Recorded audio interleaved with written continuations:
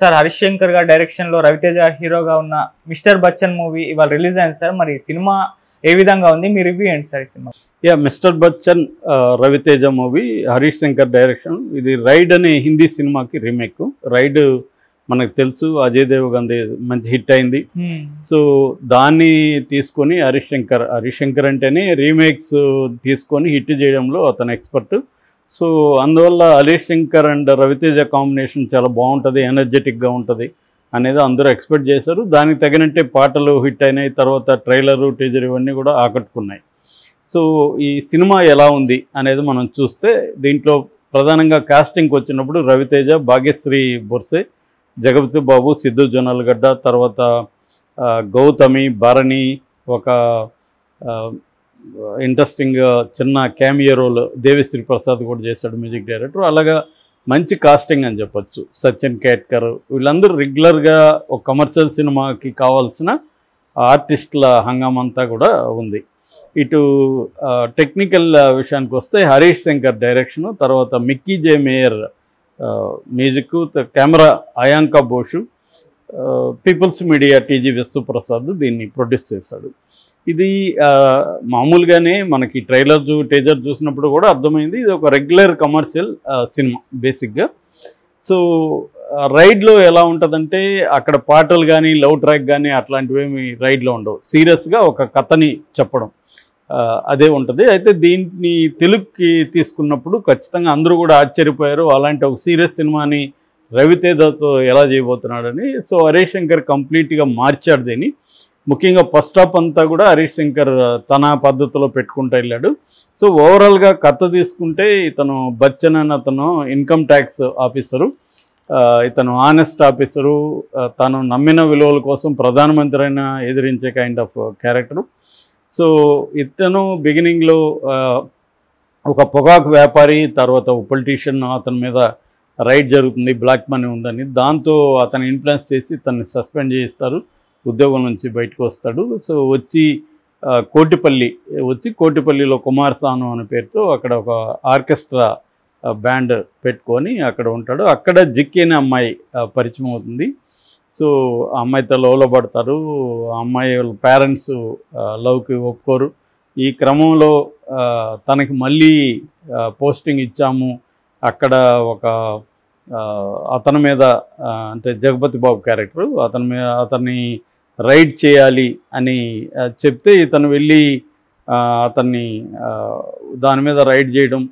అక్కడి నుంచి ఇంకా సెకండ్ హాఫ్ అతను దాన్ని ఎలా జగపతి బాబు ఇతన్ని ఎలా ఇది చేశాడు, అతన్ని ఎలా ఆడుకున్నాడు, ఎత్తులు పోయెత్తులు. ఇది basic structure of the story.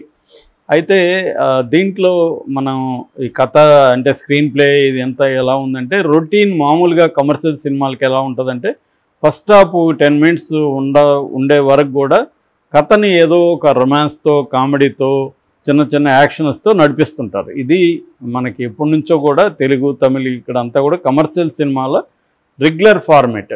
ఒక ఇంట్రడక్షన్ సీను, ఒక ఫైటు, ఒక రొమాన్సు, కామెడీ ఇలా నడుపుకుంటూ సెకండ్ హాఫ్ అది ఇంటర్వెల్ ఇంకొక 10 నిమిషాలు వరకు నడుపుతారు, ఒక 50 నిమిషాలు నడుపుతారు. సో అప్పుడు అక్కడ కథ ఓపెన్ చేసి ఒక బ్యాంగ్ ఇచ్చి వదిలేస్తారు.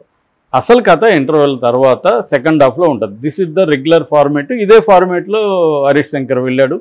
సో ఇతని ఇంట్రడక్షన్ అదంతా కూడా రొటీన్గా ఉన్నప్పటికీ ఇంట్రెస్టింగ్గానే చేశాడు. తర్వాత ఫస్ట్ హాఫ్ అంతా కూడా కామెడీ, సత్య కామెడీ ఉంది, తర్వాత లవ్ ట్రాక్ ఉంది జిక్కితో. సో ఇవన్నీ హిందీ పాటల నేపథ్యం, హిందీ క్యాసెట్ల ద్వారా చూడడం, ఒక పీరియాడిక్ లుక్ తీసుకురావడం, దానికి తగిన మిక్కీ జే మేయర్ పాటలు, రెప్పల్ డప్పులు కానీ, జిక్కి పాట కానీ, సితార కానీ, ఈ ఓవరాల్గా పాటలు కూడా ఇంట్రెస్టింగ్గా ఉన్నాయి, విజువల్గా కూడా అపీలింగ్ ఉన్నాయి. సో ఫస్ట్ హాఫ్ మనకి రొటీన్ అనిపించినా ఎంగేజింగ్గానే ఉందని చెప్పచ్చు. ఇంటర్వెల్ కూడా ఇంట్రెస్టింగ్గానే ఉంది. అయితే సెకండ్ హాఫ్లో అంటే మెయిన్ కథ దగ్గరికి వెళ్ళేసరికి మనోడు డైరెక్టర్ కొంత చేయలేకపోయాడని చెప్పచ్చు. అంటే తనకు పట్టు పోయింది, ఈ జానర్ మీద తనకు పట్టు ఉంది. ఏమీ లేకుండా కథ నడపడం అనే జానర్ మీద పట్టుంది. ఎక్కువ మంది డైరెక్టర్లకు ఇదే సమస్య. కమర్షియల్ డైరెక్టర్లు ఏమీ లేకుండా ఏదో మాయ చేసి నడపగలరు. కథలోకి వచ్చేసరికి కథలో ఏంటంటే కాన్ఫ్లిక్ట్ స్ట్రాంగ్గా ఉండాలి, విలన్ క్యారెక్టర్ స్ట్రాంగ్గా ఉండాలి. పైగా ఇదేంది ఒకే ఇంట్లో రైడ్ జరుగుతూ ఉంటుంది. వాడు డబ్బులు వీడికి దొరకకుండా, డబ్బులు కావచ్చు అనగలు కావచ్చు, వీడికి దొరకకుండా వాడు కొన్ని ఎత్తులేస్తాడు, దాన్ని వీడు ఎట్లా ఎత్తులేస్తాడు, ఇదే కదా బేసిక్ స్టోరీ లైన్. సో రైడ్లో కూడా అదే, కాకపోతే దాంట్లో ఇంట్రెస్టింగ్గా చేయగలిగారు, దీంట్లో ఆ ఇంట్రెస్ట్ చేయలేకపోయారు. అక్కడ కూడా కామెడీ పెట్టడం అది వర్కౌట్ అవ్వలేదు. చమ్మక్ చంద్రతో చేసిందంతా కూడా వర్కౌట్ అవ్వలేదు.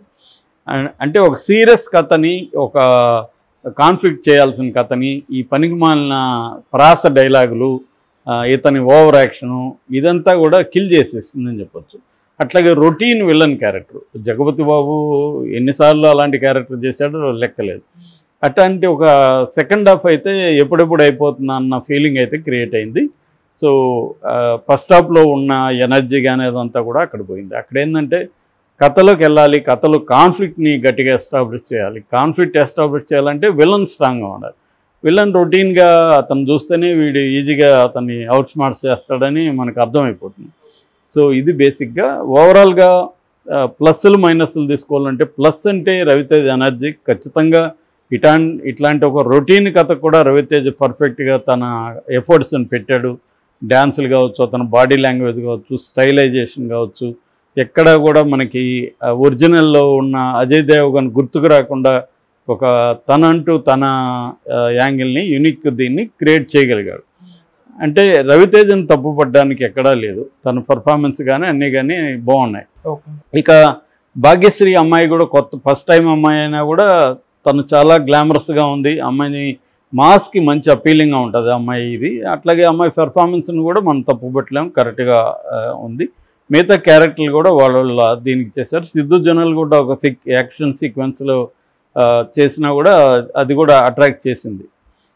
ఇక పాటలు కూడా ఎక్కడ బోరు కొట్టవు, కాకపోతే సెకండ్ హాఫ్లో ప్లేస్మెంట్ సరిగా కుదరలేదు పాటలకి. దానివల్ల మనకి ఇప్పుడు ఎందుకు వచ్చింది ఈ పాట అన్న ఫీలింగ్ అయితే వస్తుంది.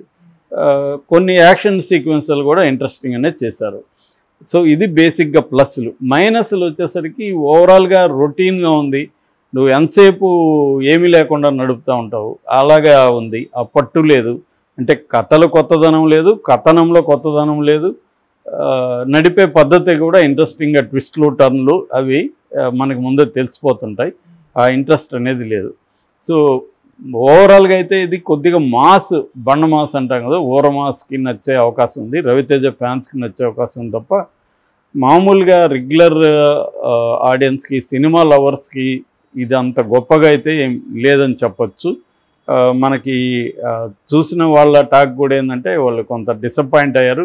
కొన్ని చోట్ల ఎంజాయ్ చేస్తున్నారు థియేటర్లో, మిగతా చోట్ల డిసప్పాయింట్ అయినట్టుగా కనబడుతుంది. ఓవరాల్గా హరీష్ శంకర్ తనకి ఎంతసేపు జర్నలిస్టులతో గొడవ, తర్వాత గురూజీ అనే క్యారెక్టర్ పెట్టి మన త్రివిక్రమ్ని చేయడం ఇవన్నీ కూడా కనిపిస్తుంది. ఎందుకంటే త్రివిక్రమ్కి అతనికి మధ్య ప్రాబ్లమ్స్ వచ్చాయి. సో ఇది ఉంది. కానీ మన ఈ మధ్యకాలంలో కొంతమంది డైరెక్ట్లు ఎంతసేపు మీడియా రివ్యూ వల్ల నువ్వు కథలో ఇంట్రెస్టింగ్గా చేస్తే ఇప్పుడు తంగలాన్ లాంటి సినిమా ఇంట్రెస్టింగ్గా ఉందని చెప్తున్నారు. దాన్ని చేస్తే నువ్వు ఎన్ని రివ్యూలు బ్యాడ్గా ఉన్నాయన్నా హిట్ అవుతాయి ఖచ్చితంగా. ఆడియన్స్ నచ్చితే మౌత్ టాక్ రివ్యూలు బాగాలేదు కానీ సినిమా బాగుందిలే అని వాళ్ళే చెప్తారు. కాబట్టి రివ్యూలు సినిమాని కిల్ చేసేస్తాయి అనేది పూర్తిగా నిజం. కొంతవరకు ఇన్ఫ్లుయెన్స్ చేస్తాయి. రివ్యూ వాళ్ళు కూడా ఇప్పుడు మనం కావాలని ఎందుకు ఒక సినిమాని బాగాలేదంటాం. దీంట్లో ఇప్పుడు ప్లస్లు కూడా నేను చెప్పాను. సో ఆ రకంగా ఓవరాల్గా అయితే నా రేటింగ్ 2.5 అవుట్ ఆఫ్ 5. సరదాగా చూద్దాం అనుకునే వాళ్ళు చూడొచ్చు. అంతేగాని ఇది ఏదో ఎక్స్పెక్ట్ చేసి వెళ్తే మాత్రం నిరాశ తప్పదు.